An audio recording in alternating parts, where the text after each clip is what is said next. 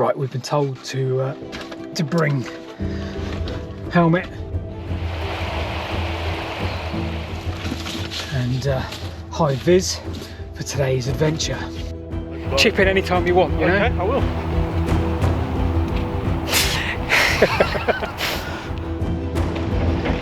will. Today is a bit of a first for me. We're actually digging up a canal. I say we, although I think this is more for cave-in activities. Nevertheless, it's a helmet. Apparently we're going to need it. And you can just imagine the muscles on the boater that use this. Wait for 2 guides, and then we're going to meet the team a mile down the canal that way. In the meantime, let's welly up.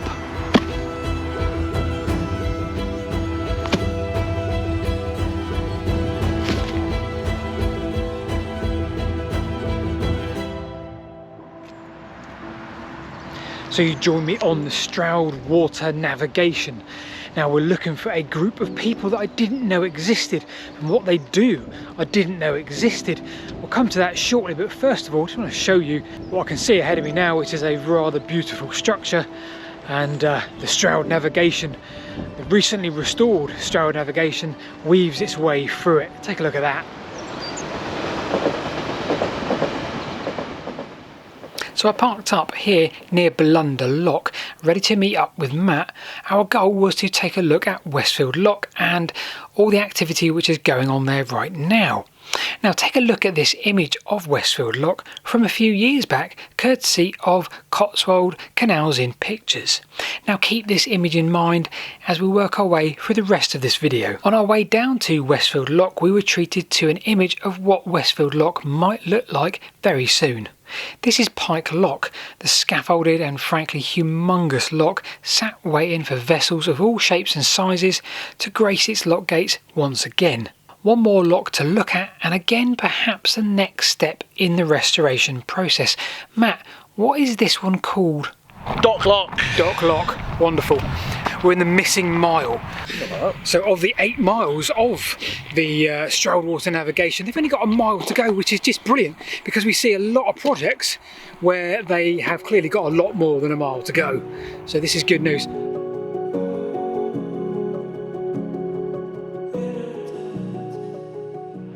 Okay, I'm John Pontefract. I'm the volunteer manager for the Cotswold Canals Connected project, which is the overall partnership consisting of Cotswold Canals Trust being the most well known, Stroud District Council, Gloucestershire County Council, the Canal and River Trust with assistance from Waterway Recovery Group as we've got today, and the Inland Waterways Association.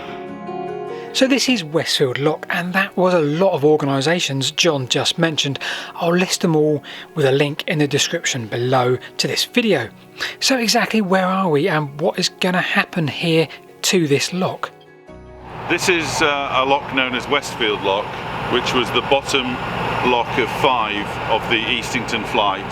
This lock, Westfield Lock, is going to be known in future as John Robinson Lock, thanks to a very generous bequest from the Robinson family in memory of John Robinson. And in actual fact, we'll be building a new lock just round the corner this way, which will be known as Westfield New Lock. So some of the other locks that we've already seen today and some up on the Thames and Severn Canal survived, but Westfield Lock didn't. Why exactly is that? The lock was filled in as part of the motorway construction, the M5 construction, a new route for the old Brook carved through the head end of the lock, which took away some of the structure. So above the sill we've got a complete lock on the left-hand northern side, but we're missing the top gate recess on the southern side. So how exactly do you dig up a lock? Is it as easy as rocking up with a couple of diggers? Well, clearly not.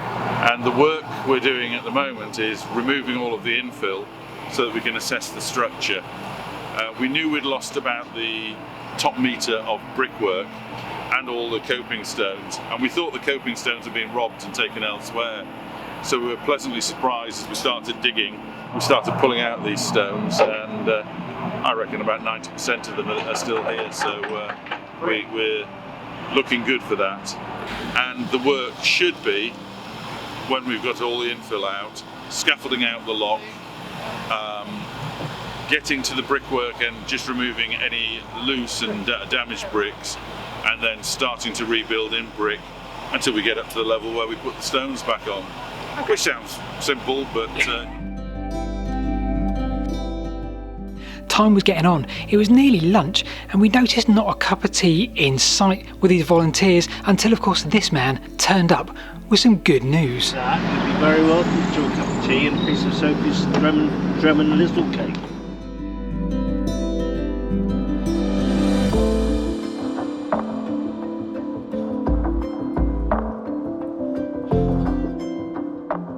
So John had previously mentioned a brook cutting right across the east end of the lock. I wondered if he could tell us a bit more about this and how they're going to deal with this in repairing and restoring that end of the actual lock itself.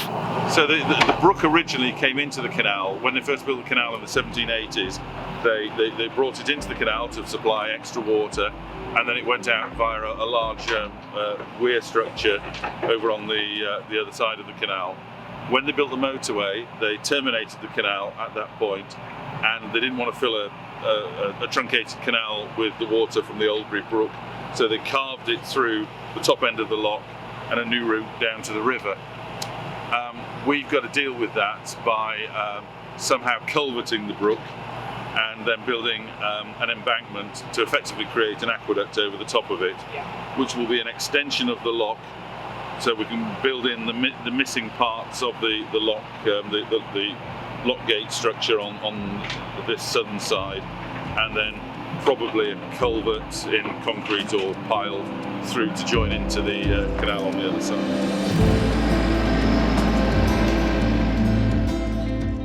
I'm always fascinated by what might be found if you were to dig up an abandoned canal lock, so I asked if any treasures had come to light so far.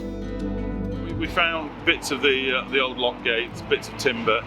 We're not really holding on to those, although we know where they are. Over there we have the handrail from the top of one of the lock gates. It's a little bit bent now because the digger's a little bit brutal. So the most pleasing find is this, an original windlass wrought iron, quite a bit larger than the modern day windlass that a boater would carry, and you can just imagine the muscles on the boater that use this. So we mentioned there was a mile left to cut of this canal. How easy will that be to do, and how will the M5 affect this? So we can't follow the original route. The original route goes right the way through, or right the way under, junction 13 of the M5. So we've got to take an alternative route and use an existing motorway crossing where the M5 crosses the River Froome. And so we're going to share the channel of the bridge underneath the motorway. So that involves a diversion just the other side of this bridge. Immediately after this lock, John Robinson Lock, there will be a new Westfield Lock, Westfield New Lock, Of course, yeah. which will take the water level down to a level which will get boats underneath the soffit of the motorway. The volunteer group here is remarkable. We're new to canal restoration, so it was a surprise to learn that people in groups travel all over to undertake projects which need doing. So this year we're hoping to run 3 consecutive week-long camps in July, and we should be able to break the back of the restoration of this particular lock. So all sort of involvement by volunteers is really coordinated through the Cotswold Canals Trust, so it's worth looking at the CCT website. They have a spin-off website which is their restoration blog, which has stories about this sort of thing, lock restoration, but also about vessels that we've got. We've got our own dredger fleet, our own tug fleet, and so on. And some quirky stories as well. obviously your own filming and other filming of the work we're doing. We're always after volunteers. They can come and join in. We have lots of volunteering going on during the week. At weekends it tends to be visiting groups like this. Yeah. And or they can donate. I mean, that's always useful. You know, you've never got enough money, so despite it being fully funded, prices are going up, and you know, bequests like the John Robinson bequest are fantastic. They help us enormously. Yeah.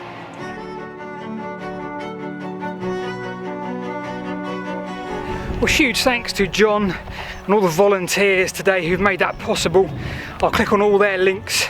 I'll click on the links. You'll click on all the links in the doobly-doo below. And if you want to help out, if you want to be involved with a huge project like that, you certainly can, because there's a lot of different skills that are required. In the meantime, if you like this content, then click on the thumbs up below.